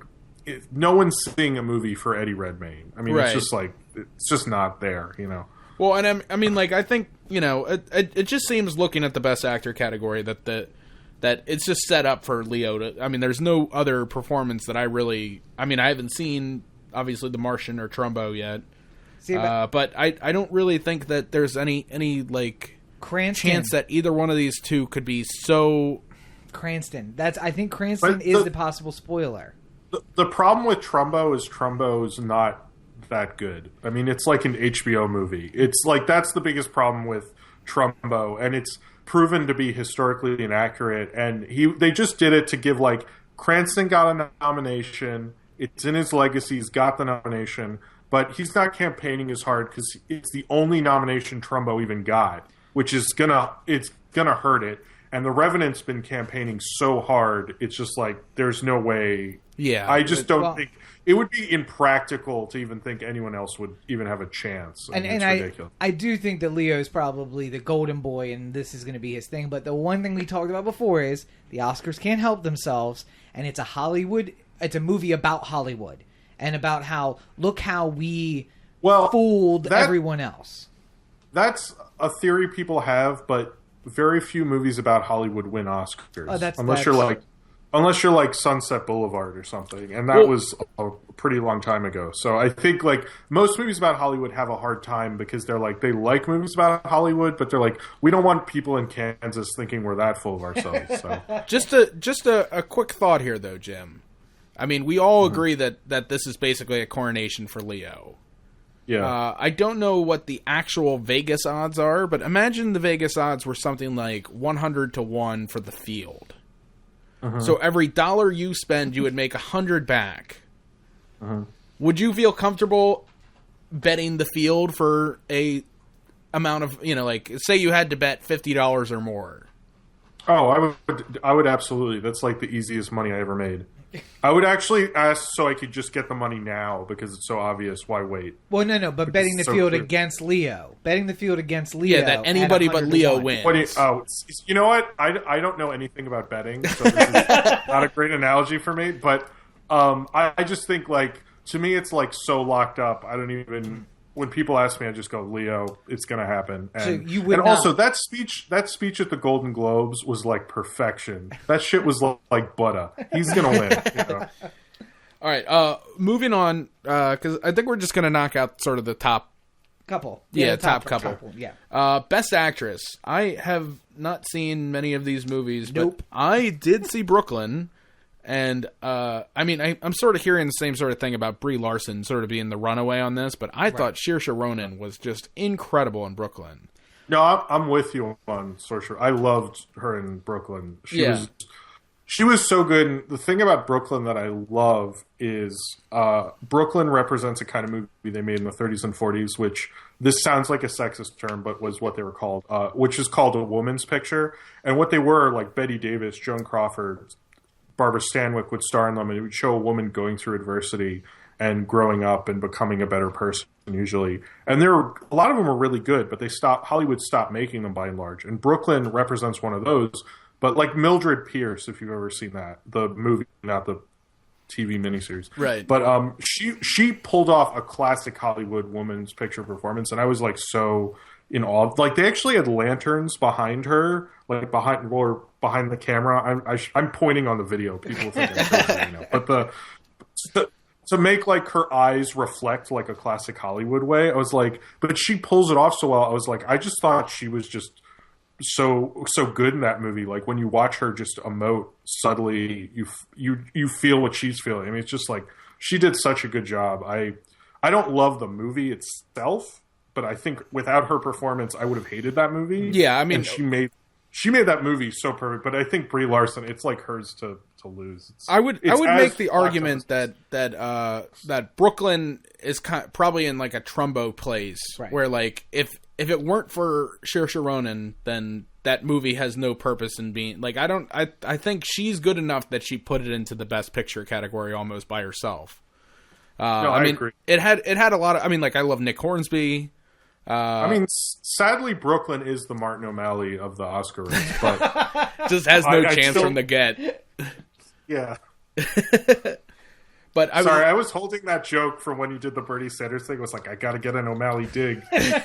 But what I'm hearing though is that Brie Larson in Room, just her performance was insane in that movie. She was really good. I think it's like probably if there's anyone else who could win, it's like Cate Blanchett and Carol or Saoirse Ronan in Brooklyn, but it's most likely going to be Brie Larson because she's just been eating up all the attention, right, and she's been campaigning.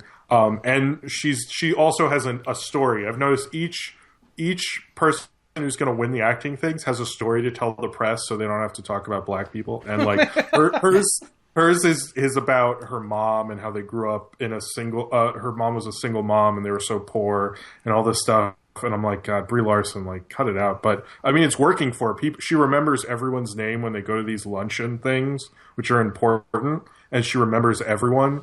And Saoirse Ronan is like on Broadway and doing other stuff, but I don't think she's as into the campaigning. Mm-hmm. But I think the Oscars love that, like, crying, like, tortured performance type of thing. So.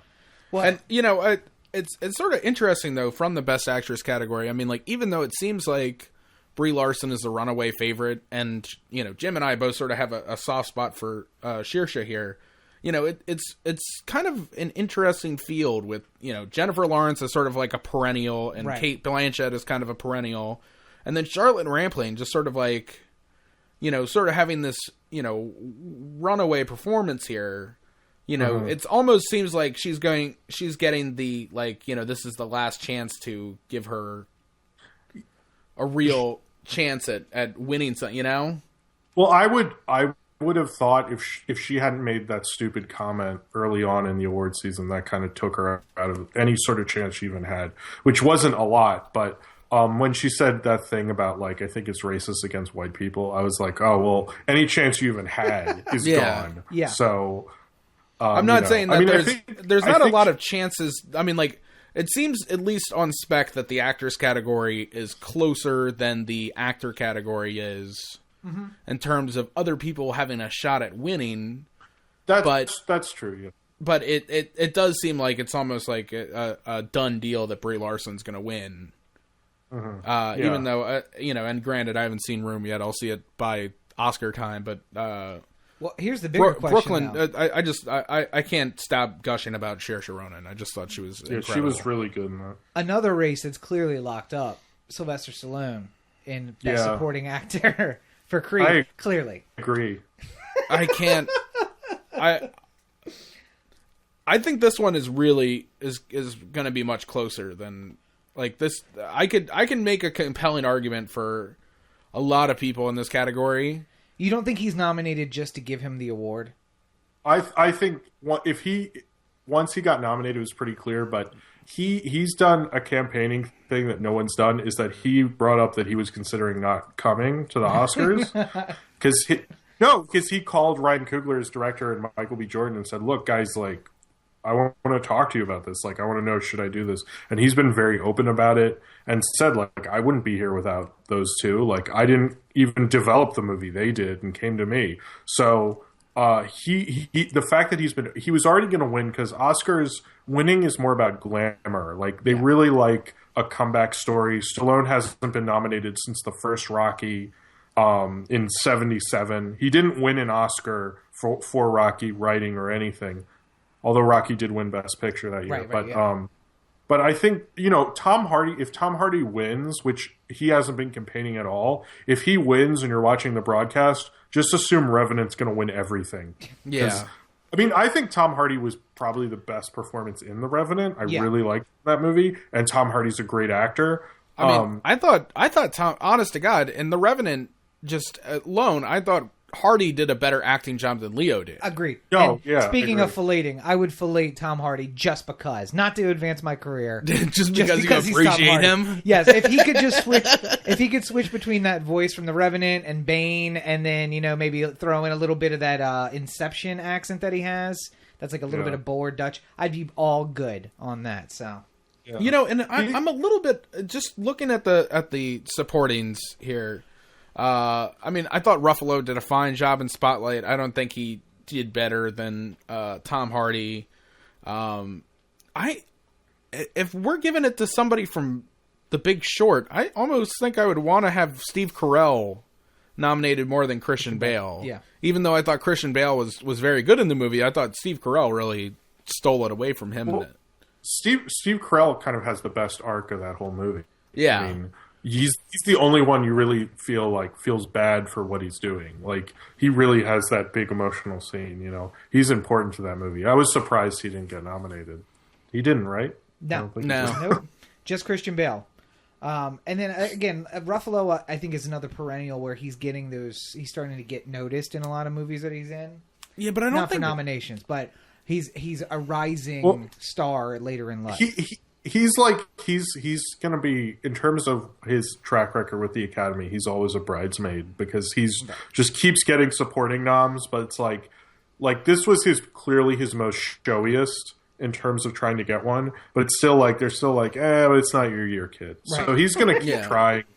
He's gonna go from Avengers movie to indie and back and forth. He might have like one of those tracks of like he'll be nominated 6 times before he wins kind of thing, and then eventually when they wins on the 6th time, it'll be he'll be because Stallone. he's a lifetime achievement basically. He'll be a Stallone where they nominate him. I mean, Stallone's going to win this year because he's never won, and then they'll nominate Ruffalo in 15 years, and he'll win because he's never won. He might win. Stallone might win, but I can't imagine not giving it to Tom Hardy. Tom Hardy, the reason he's not going to win is because he's not campaigning; he's working, right? And that's going to hurt you. And Stallone, like, what's Stallone got to do? You know, Stallone is. I know people in the industry don't like him as much, so that gives other people the advantage. But that Oscars luncheon that gets televised and it's on E! News and Access Hollywood the next day, clips of it. All the clips were of Stallone talking about how he almost walked off, and the fact that he's the only white actor talking about that right when voting started. I think he's been very smart about it, but to my understanding he actually did call them, like he was very serious about, he was like wanted to consider it. And the fact that everyone else I talked about, I mentioned how they have a speech and a thing prepared, and his thing prepared was, no, I will talk about it, he's the one who's gonna reap the rewards for white people, you know? Was there any as opposed to all the other awards they'll win. Yeah. Was there any other categories that you wanted to hit? Yeah, particularly? Yeah, go ahead. 2 more. Sorry, I'm ranting. No. I think me and you are basically taking over for Rob not having seen most of these. Yep. Best Supporting Actress. I think it's going to be Alicia Vikander. Really? Yeah. She's pretty much won everything. She's right in that young ingenue spot. It's kind of her year, like with Ex Machina and this, and well, let's not think about Man from U.N.C.L.E., but the first 2. And, I think she's a very talented actress, and I'm sure they want her. I could see like Rooney Mara or someone else from it, but I kind of think she's the odds-on favorite because they just like her so much, even if that movie nobody really liked. So yeah, I mean, I would probably give it to Rooney Mara on Spec. I'm painfully, I've only seen 3 of these, so. Well, the thing with Rooney Mara, I mean, Kate Winslet probably has the only chance of really taking it from her, which would be cool for Kate Winslet and Leo to win the same year. I kind of like that'd be funny. I think that would be kind of cool. Kate Winslet might take it from her, but Rooney Mara is in Carol, and that's a weirder art house movie, and the Academy voters just haven't really gotten into it. You know, I love Carol. I think Carol's a great movie, but I don't think it's not an Oscar voter movie, you know. Yeah. That's Carol's not going to win shit, unfortunately. Yeah, I don't think Jennifer Jason Leigh really has much of a chance either, just because I don't think... No, that movie's too mean for Oscar people. Yeah, I mean, I liked The Hateful Eight. I didn't think it was Tarantino's best. I think it was better than most other people's best, but... you know, there's also a part where I don't think the Oscars want to like perpetuate this like she just gets beat the entire time part of the conversation either. Yeah. Like, because it's basically a movie where she just gets punched in the face like every 15 minutes. Finally, the director, best director. You got a take on that one? I think I kind of don't like this, but I think it's going to be Inarritu, and if he wins, he'll have just as many Oscars as Spielberg. So let that shit sink in. Does Spielberg only have 2? Yeah, for Schindler's List and Saving Private Ryan. Wow, very popular, but not. Yeah, I can't. I mean, they weren't going to give it to him for, you know, the movies that everyone likes him for, like Raiders of the Lost Ark or Jaws. Or Jaws, I don't think they nominated him for. They've kind of not treated him as well as they probably should have, to be honest, throughout his career pre-Schindler's List, but he does have 2, which it's hard to get to as a director. Yeah. Doesn't happen to a lot of people. But he will then be tied with Spielberg. But George Miller, and this isn't because of my personal feelings, there is kind of a narrative that George Miller could win just because so much of what made Mad Max special was the direction. And I think people really want to honor George Miller. I don't think if Adam McKay or Tom McCarthy win, was it Tom McCarthy? Yeah. I think so. If they win, then that's another thing that while you're watching, if anyone but those two, George Miller or Inarritu, win, then Spotlight or Big Short is going to win picture, But Right. I don't think that's because the DGA went to Inarritu. So much stuff has gone to Inarritu, and so much of the narrative is how much he suffered and how long it took, and it was all this suffering stuff that Oscars love. And but I think George Miller has a shot, but I don't think that means Mad Max is going to win Best Picture. I just think that's the way Best Director could go. Well, I mean, I would conceivably give it to Tom McCarthy for Spotlight, because I think that movie, just sort of like the sum of all its parts put together, was a real sort of old school directing job of just keeping everything. That movie flowed really well, even though it was pretty long, and it kept something that's not super riveting. Well, the thing behind the scenes of writing a long lead for a newspaper isn't the most exciting thing out there, but he kept every single station of that movie very exciting. I mean, the thing with him in his direction is direction in the Oscars in this past decade has become more about kind of the showy nominee. Yeah. And that's kind of the thing with acting also. And it's like Karan, how he won for Gravity. Who won last year? Oh, Inarritu. Yeah. For Birdman, which was more showy. It's usually about the more showiness of the director. And it's just not showy enough. It could have won in the 80s or the 90s or something.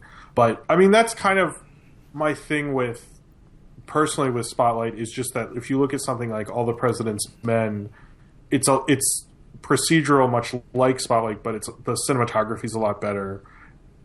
He does a lot more with it. And he was just doing kind of more of he's good. I don't think Spotlight's bad by any means, but I think that's just kind of the thing with the direction is it's more about being a journeyman director, and that's fine for that movie. I think it worked out really well, but he just isn't doing the stuff that someone like even Fincher did with Zodiac, or the people to really brighten it up. And I don't know how you would have had to change the script to make it more like one of those, but that's not going to help Tom McCarthy. It's also like when you see Spotlight, you're thinking of the story, and Tom McCarthy wrote it, so he's going to walk away with an Oscar. Probably. Right, for the screenplay. Yeah. He also wrote Up, which I didn't know. He helped write Up. And he was in the 5th season of The Wire. He's like the main character of the journalist, which is interesting because of Spotlight, I didn't know that. Yeah, but he... I don't think he's a bad director, but it's not... he's probably like 4th in terms of most likely because of everyone else on there. Like Adam McKay was a comedy director, comes out of nowhere, makes this like Oscar movie that's more impressive of a narrative, and then you have George Miller in Inarritu. I mean, the guy who did The Room is kind of like, he might as well just stay home. He's just there for Oscar. But Spotlight, I don't, when I say that about Spotlight, that doesn't mean I dislike it. It's just, in terms of its genre, I think that's why I've heard a lot of people say, and people have defended it. But in terms of the Best Director race, that's what's hurting him, is you have all these people doing these impressive feats. And also, I don't think the thing with McKay, Miller, and Inarritu is when I say Adam McKay, Anchorman, Step Brothers, other guys. When I say George Miller, the Mad Max movies and Babe and like his whole filmography, and same with Inarritu. And McCarthy, you're just like, oh, he did Win-Win from a couple of years ago. Yeah, like it's just like you don't have that filmography to really look at. He also did what's considered one of the worst movies of the year, the same year, The Cobbler with Adam Sandler. Oh. So, So that might be another strike against him. Ironically enough, I haven't seen many of the nominees. I have seen The Cobbler. Have you? Was that really bad? I didn't see it. It was on demand or no, it was playing like on FX or something like that. HBO. Imagine what you think that movie is. It was 90, maybe 100, 105 minutes of exactly what you think it is. Yeah. A guy trying on shoes and becoming looking like different people. That was it. I've heard people say it's like some kind of a record. Like, how did you get a Best Director nomination the same year you made one of your worst movies? Yeah. It's like kind of crazy. Did he get nominated for a Razzie for that, or? I don't know. The Razzies. I could go on about. I don't like the Razzies because they don't nominate like Gem and the Holograms and stuff. So I'm kind of mad at them. Like, they have a Best Remake and Reboot, and Gem wasn't nominated. Bullshit. Wait a minute. They didn't nominate Gem for anything. Well, I mean, to be fair, it's a pretty stacked list. Just real quick, they pick Pixels, 50 Shades of Grey, Jupiter Ascending, Paul Blart Mall Cop 2, and Fantastic Four. Jupiter Ascending, Fantastic Four, and 50 Shades of Grey are like not good, but they're like, I wouldn't put them on a worst of the year list. Yeah. You know, they're like not that bad. It's kind of like what somebody who doesn't really see movies just decides to hate. Well, I mean, like I would give it to Paul Blart Mall Cop 2 just off the simple fact that when he got kicked by the horse, it offended me so badly. Paul Blart Mall Cop. I didn't even see that. And I don't object to that, but that's my problem with it's like they kept nominating Twilight, and I'm like, look, I don't like Twilight, guys, but it does feel like you're a suburban dad who's just yelling at the Fandango website. It's like, calm down. Like, I really don't like the Razzies, and I wish someone should reboot the Razzies and make it like make it more fun. Like, there's so many worse movies that like people don't even remember, you know. But Jupiter Ascending is like just stupid and weird and a failure, but not that bad. No Tom McCartney in Worst Director, by the way. Oh, but I think just because The Cobbler made so many worst of lists, it's weird to have somebody share a worst of and best of. In comparison, is very. It must have been a weird end of December for him. Yeah, looking back on the year, like, well, that was a mixed bag. I can't. Yeah, there is one more category I want you guys to talk about, and only because it's got a couple of extra movies that we haven't talked about yet. Cinematography. Oh, okay. Because it includes Hateful Eight, which I know you saw, Corey, and Jim. You saw Hateful Eight as well, right? I saw all the best cinematography. I saw it in 70 mil. And I was going to ask Jim, did you see it in a 70 millimeter? Yes, I got the booklet. It was cool. I got the booklet. Yeah, it's nice. And Sicario is also in that category. Yeah, well, the thing with Sicario is that's shot by Roger Deakins, who is, in my mind, if the two best cinematographers working are, in most people's minds, Emmanuel Betsky and Roger Deakins, and most people put Roger Deakins at the top because he shot Skyfall, for example. Mm-hmm. He does most of the Coen Brothers movies. He's a god amongst men. I mean, he like lit that scene in Skyfall where there's a house on fire. He used the light from the fire to light this. He's insane. But he's been nominated more times without a win. He tied the other guy from Classic Hollywood with 13 nominations without a win. But it looks like Lebetsky's going to win, and it'll be his third win in a row for Gravity, Birdman, and now this, which is the only time that's ever happened in Oscar history. See, I like The Revenant. I like the way it was shot. I really thought Hateful Eight was a fucking beautiful piece of work. I wish it was Hateful Eight or Roger Deakins, because the meaning in that problem with cinematography, it's really what you do with it and what you're saying with it. But most people vote on it like, oh, that had a pretty shot. I'll vote for it. Yeah. The Revenant has lots of pretty shots, but like most of the meaning isn't there. And the meaning that is there is like Leo walking into a broken church because he lost his faith. So like, it's just like over, I wish they would give it to that. And even Carol was actually shot on Super 16. Yeah. I mean, but I don't think Lockman really has much of a chance. No, not at all. I mean, he's nothing against him, obviously. But like between Revenant and Mad Max Fury Road and Hateful Eight, and then just I didn't see Sicario, but Deakins sort of stands alone on his own. Yeah, well, accord. I mean, it's just sort of it's kind of a tough like. it's tough to be the fifth person in that race, you know? It's always been considered that Lubetsky is probably going to win this. Like, that's the two locks are Lubetsky and DiCaprio.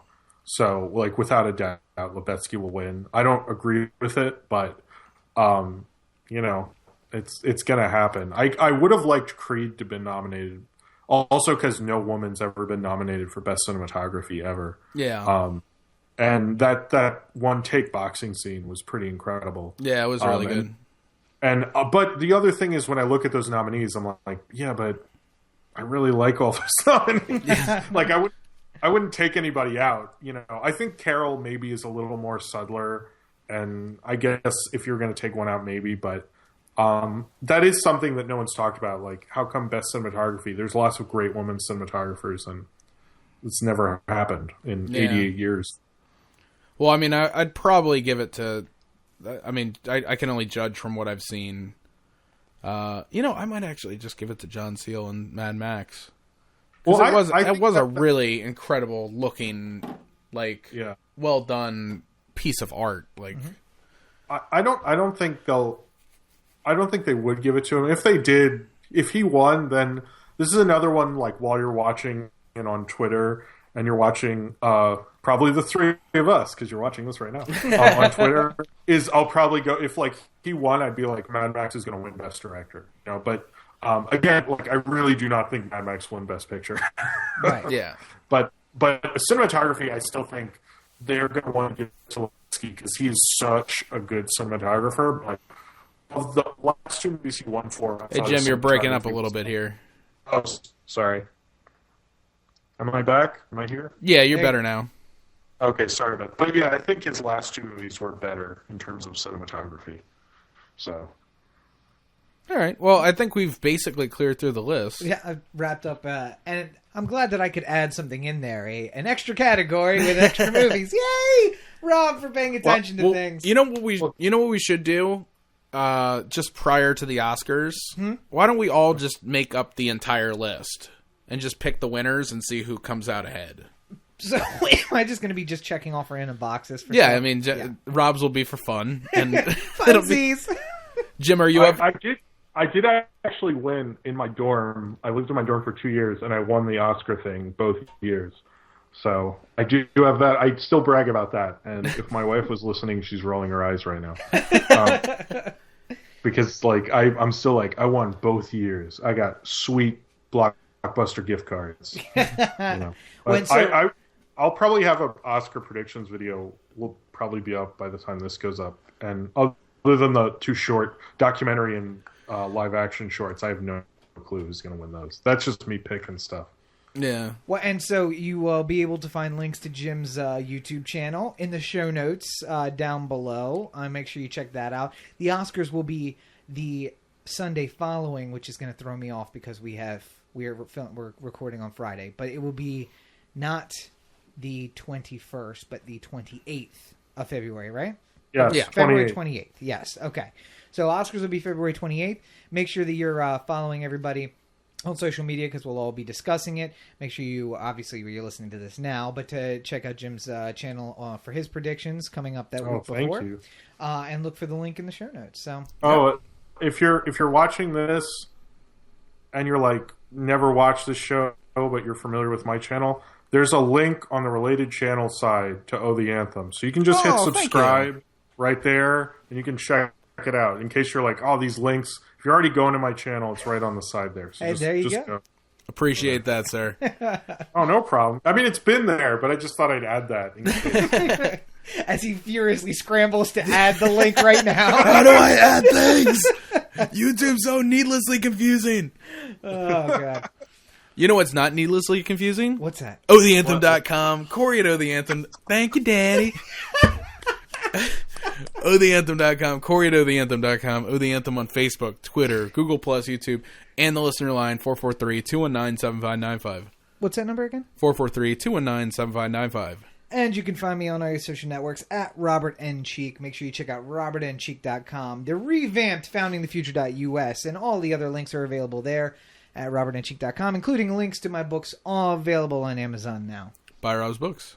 And Jim, where can they find you online? Find me on Twitter at JIMMForce, and then I'm on Tumblr, YouTube, Facebook. If you just go to my YouTube, all the links are right there of everything I do online. And all those links will be available in the show notes if people want to go there. So Yes, indeed. yeah. All right. Well, I think we've done good here today. Well, we've done something. I don't know if it's good. But as always, you are listening to the The Anthem podcast, part of the The Anthem digital network. For Cory and Jim, all the way from beautiful New York City, this is Rob. Hey. Have a great week, everybody. Jim's not allowed to sit in the Yankee box. He's not hoity-toity enough for that. I could never. I can't even joke about liking the Yankees. That's like me. That's the equivalent of me telling my dad I was gay. That would be like. I honestly think it would be like I have no son. I think that's the reaction. It would not be good. It would be like I'd be talking about something else to be like, at least I'm not a fucking Yankees fan. Hey, listen, come on down, drink some bows. We'll be sitting up in the club level where we always sit. You're always welcome. Oh, thank you. All right, Jim. Have a good day. All right, bye.